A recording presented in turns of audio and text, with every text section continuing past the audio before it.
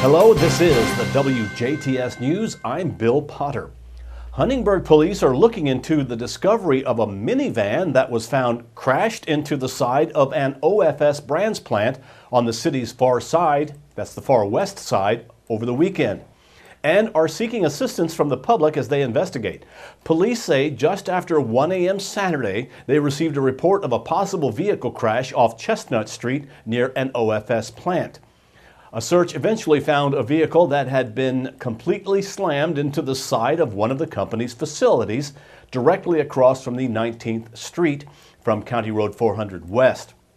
Police say it was a van that belonged to a Huntingburg man that police did not identify and that were no occupants found in or near the vehicle. Police say the vehicle had completely crashed into the factory, causing debris to fly across the inside of the building, damaging equipment inside as well. Police consider the van as a total loss. Police say the owner of the van showed up at the scene while they were conducting their investigation, which they say is still ongoing to help determine who the driver was and who may have been passengers when the incident occurred, if any. Anyone with information as far as who might have been driving or who else may have been involved is asked to contact the Huntingburg Police Department at 812-683-3003, 683-3003. Huntingburg police were assisted at the scene by the Indiana State Police and the DuBois County Sheriff's Department. Local authorities didn't have to travel far when transporting a Spencer County man to jail after he was found to be in possession of drugs at the Days Inn of Jasper late Saturday morning. At around approximately 11:30 a.m. Saturday morning, Jasper police were called to the Days Inn, located along the 200 block of Brookstrasse, in reference to a male subject that seemed to be under the influence. Police arrived and identified the man as 31-year-old Christopher Johnson of Dale. Johnson was found to be in possession of a Schedule II controlled substance.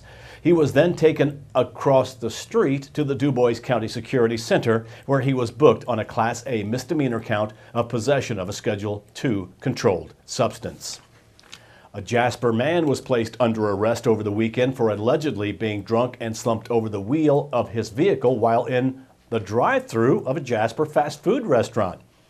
Just before 4:30 p.m. Saturday afternoon, dispatchers with the Jasper Police Department received a call from employees of Rally's restaurant who said there was a possible drunk male subject slumped over the steering wheel of his vehicle while in the restaurant's drive-thru lane. They also reported that they noticed an open container in the vehicle. Police arrived at the restaurant and identified the driver as 31-year-old Luis Alberto Benavides of Jasper. Memorial Hospital Emergency Medical Services were also called to the scene, but police say Benavides declined treatment. A sobriety test was conducted before Benavides was taken to Jasper Police Headquarters, where his blood alcohol content tested at 0.09%. He was taken to and booked into the DuBois County Security Center. A fire reported as electrical in nature broke out early this morning at a Huntingburg manufacturing facility. Just after 7 a.m. this morning, members of the Huntingburg Volunteer Fire Department responded to the report of an electrical fire at the Master Brand Cabinets plant located along the 1000 block of North Geiger Street in Huntingburg. When firefighters arrived, they found the problem to be a pole transformer that had caused multiple breakers to flip. Firefighters stood by at the scene until utility crews arrived and could reset the breakers. The Huntingburg Volunteer Fire Department responded with 3 trucks and was on the scene for about half an hour before linemen arrived.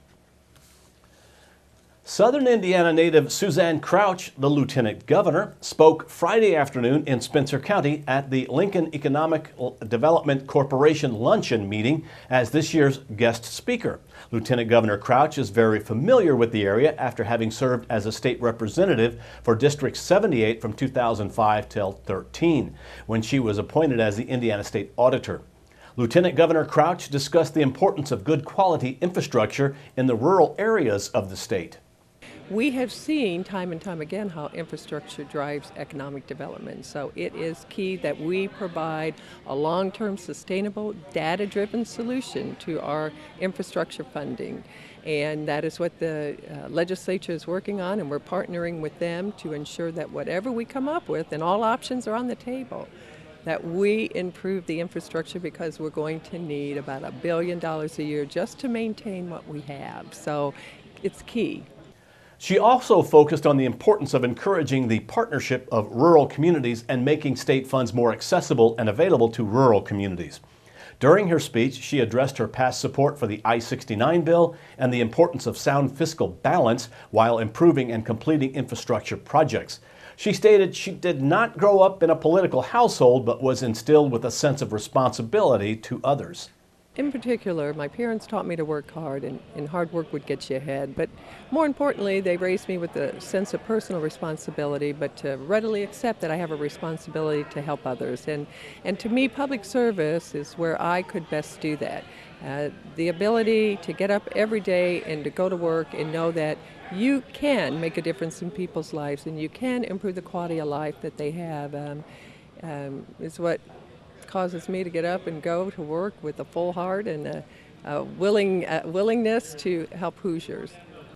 She is currently serving on 5 state committees as Lieutenant Governor and outlined her first-level agenda she has planned for her time in office while in Spencer County. Suzanne Crouch was born and raised in Evansville, Indiana. She graduated from Mater Dei High School in Evansville. She then went on to receive her bachelor's degree from Purdue University, majoring in political science, and served as a state representative and state auditor prior to holding the title of Lieutenant Governor.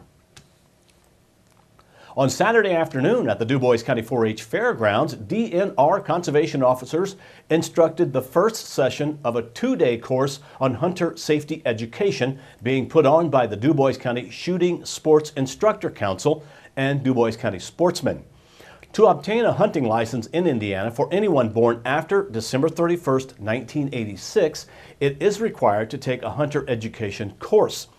Jared Beck, the president of the Du Bois County Shooting Sports Instructor Council, covers what is included in the information being taught over the course. It is about the firearms. It is about safety. It is about, again, conservation. It's about wildlife management, survival. It's a set of information that any person that is wanting to participate in hunting will find valuable and useful when they're out in the field, whether that's, how to handle a firearm safely, climb up a tree stand safely, cross a fence, or even in some aspects of even working with the landowners that you're hunting on. Brett Cullion, Hunter Education Coordinator for Du Bois County, explained the importance of the course for non-hunters and those just interested in being aware.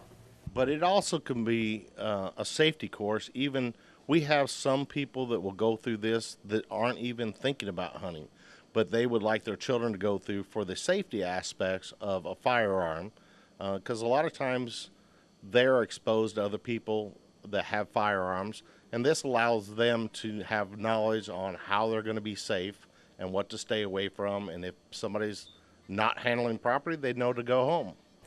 Indiana hunter education courses provide instruction in the areas of safe firearm use and handling while hunting, as well as the home, hunter ethics and responsibility, game identification, and conservation management. For more information about registering for a future free hunter education classroom course, visit the DNR's website at www.in.gov/DNR. The River Scented project in downtown Jasper is continuing to progress as planned, as the sale of the former Jasper Cabinet building, which was sitting vacant for decades, has been finalized and is ready for the next phase of development. Developer Jane Hendrickson of Boxer Girl LLC will be utilizing what was commonly known as the kiln building of the former Jasper Cabinet property to develop approximately 80-plus room hotel with the General Hotels corporate from Indianapolis.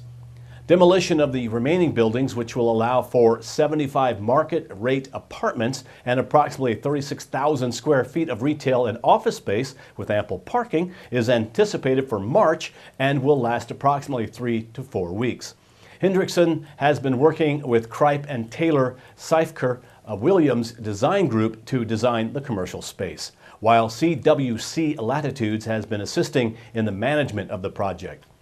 Hendrickson, in a release, says she is excited to see River Center moving into the next phase of development. She says she believes this project will be the hub of activity and economic growth for downtown Jasper and the riverfront area. The River Center project is a $30+ million investment into the local community. And along with the future Jasper Library and Cultural Center in the former Hoosier Desk building, will be an asset to downtown riverfront area. For additional information on available office and retail space, contact Jane Hendrickson on her phone, that is 317-716-8042, 317-716-8042. Now, please stay tuned. Monday with the manager, Ferdinand Town Manager Chris James, along with weather and sports, are still to come on WJTS News.